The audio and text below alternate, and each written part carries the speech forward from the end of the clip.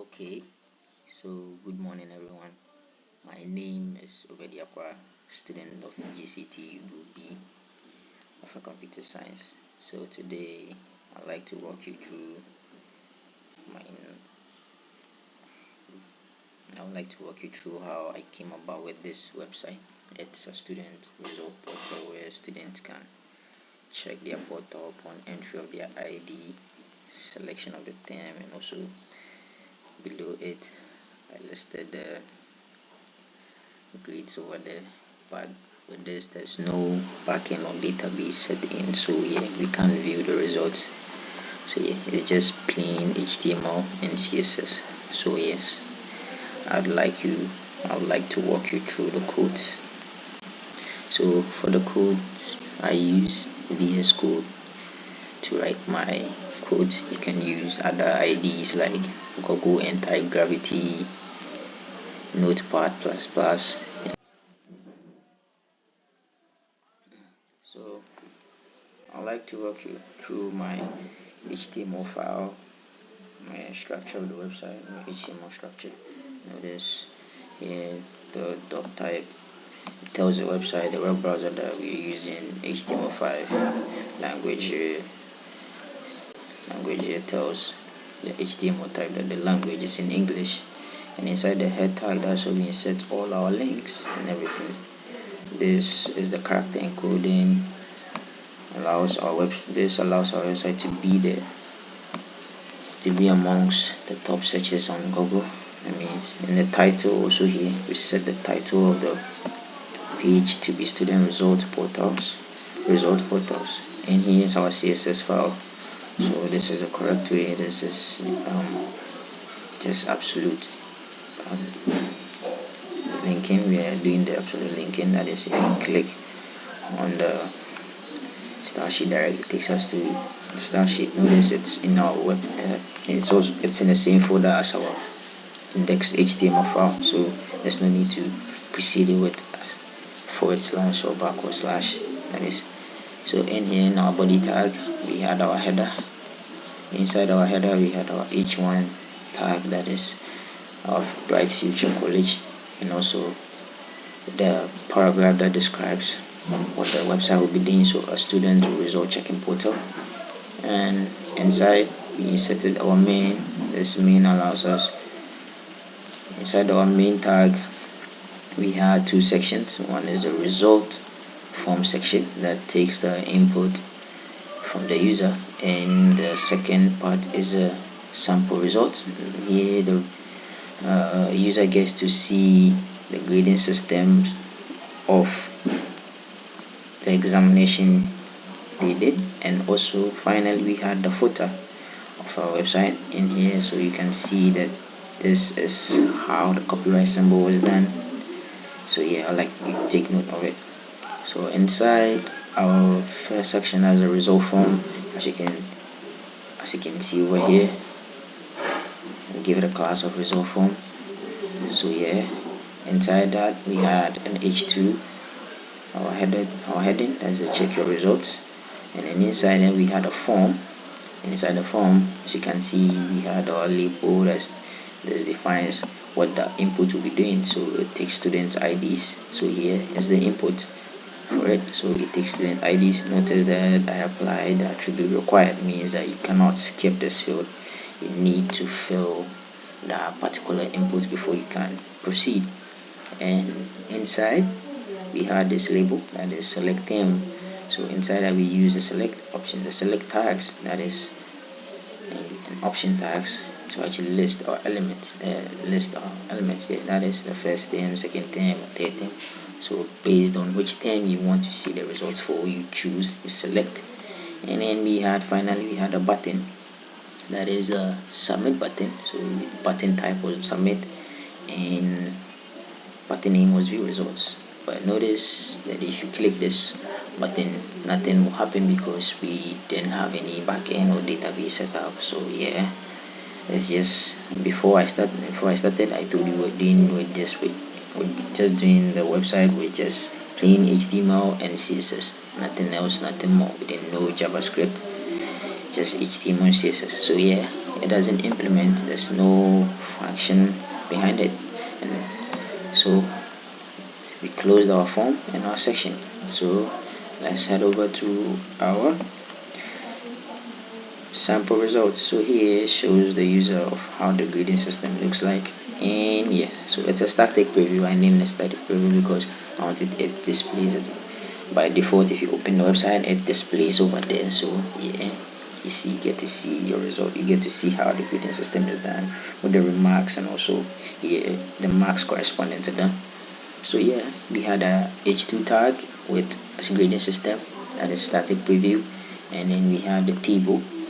As you can see over here, we defined a grading system with a table element, table tags. Inside the table tags, we had a table head, a table definition. The table definition defines the elements for each table head. That is each table head. And notice our table heads, we had marks, grade, and remarks. That is, so the table definitions define each element under the table heads. As you can see over here, it's nicely done.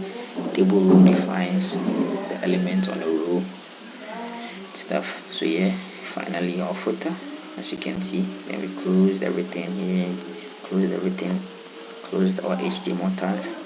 So yeah, I'd like to walk you through the CSS, how we styled our HTML to make it look so beautiful and nice, as you can see over here. So now yeah, this is our CSS, and as you can see, we started with the absolute styling.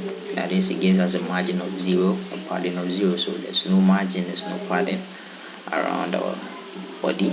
That's our HTML website. We also use the box sizing of border boxes, and also font family of Poppins and sans serifs. That means our text and everything by default will be in Poppins and sans serif. So our text, everything will be in Poppins and sans serif. So now notice here, this wasn't called in a class form or ID form, just a normal tag form. Same for the header, and the header h1 and main also. So yeah, start the body, we give the body background of white color. That is this is the hexadecimal form of the white color. There are different ways. That is, another could be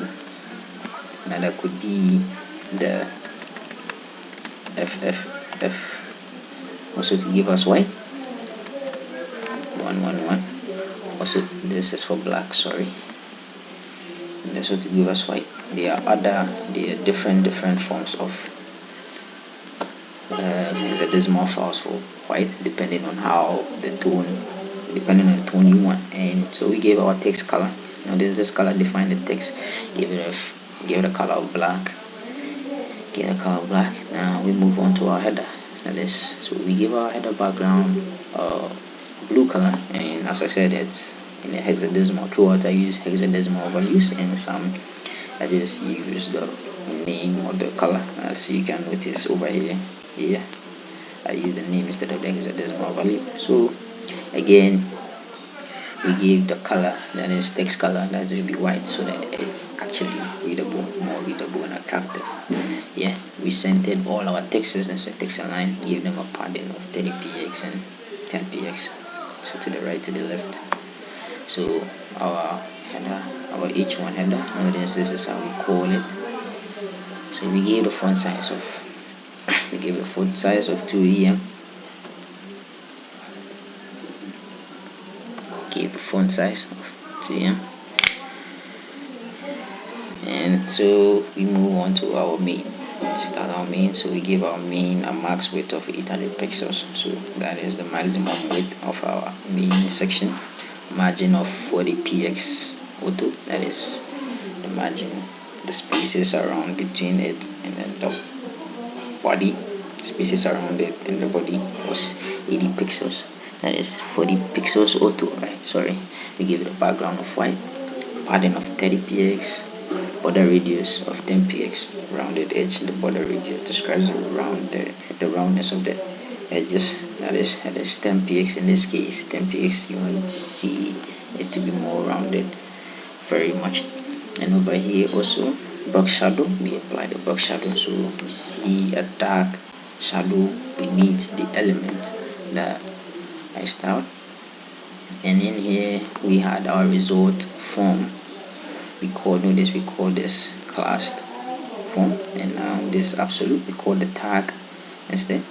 And also this we use with same time we wanted to apply same style to the sample results also. So yeah, we give it a color of blue that's in hexadecimal and a margin of 10 px, so space between it and then the containing element. That's the main. And our form we used flex, that is let's flex the direction of column, so everything was fixed in a column form as you can see. So we give it a gap of 10 px, so the 10 pixels, so the spaces between the elements is 10 pixels. Margin bottom, so it shifts the element up a bit by 30 pixels. Also our input and our select options, we gave them a padding of 10 px, a border of 1 px solid, so they had a border of 1 px solid, a border radius of 5 pixels. That is, we gave it a white gray, which you not know this very well. So our button, this is our styling for the button, and notice because it was only one button, we directly called the tag, not the class. Imagine if we had more than one buttons we wanted to style, then we give them a class or ID, so that can apply different styles to them. Okay, so yeah, we had a background of blue as hexadecimal, given text color white, no border. We give it a pattern of 10 px, a border radius 5 pixels. Change the cursor to pointer, so anytime we hover our mouse over it, it changes from the mouse pointer to a pointer, a finger. And we apply the hover element to pseudo selectors. So yeah, this is how pseudo selection is done. You use a semicolon and property attribute you want to apply to that thing. So yeah, and our button we give it a blue color, but this is quite different from the one up there. So anytime we hover over it, we see then it changes slightly blue. And now this is the style for our table element. We give them a width of 100%, so that means they fit, auto fit. So anytime we shrink our element, they fit. Anytime we expand our element, they fit. About the collapse, we collapse it. Yeah. And our table head and our table definition. Also, this is the style we apply to the table head and the table definition. Padding of 10 px, border radius. We added a 1 pixel solid white. Text align, we shifted all the text to the left. Table head, we gave them a background of blue, the color is white. And finally in our footer, we centered all the text, give them a background of white, blue, that is blue, that has a decimal value. Our texts are supposed to be in white. Padding the spaces will be 15 pixels. Margin top, we shift the element down a bit by 30 pixels. And our font size is 0.9 em. So now here is the part where everything is interesting. So this section makes our website mobile responsive, so that is if somebody is viewing our website on a mobile phone, yeah, the size and the elements will shrink to the point where they can see the text, it shrinks and then everything fits perfectly, so they can use it. They can feel so comfortable viewing the website on mobile phones. So yeah, we set that to our width of 600 pixels. So that means anytime our screen is shrink to 600 pixels, then the following style should apply. So our margin becomes 20 pixels. So that means the spaces around the main section and the body should be 20 pixels. Our padding should also be 20 pixels.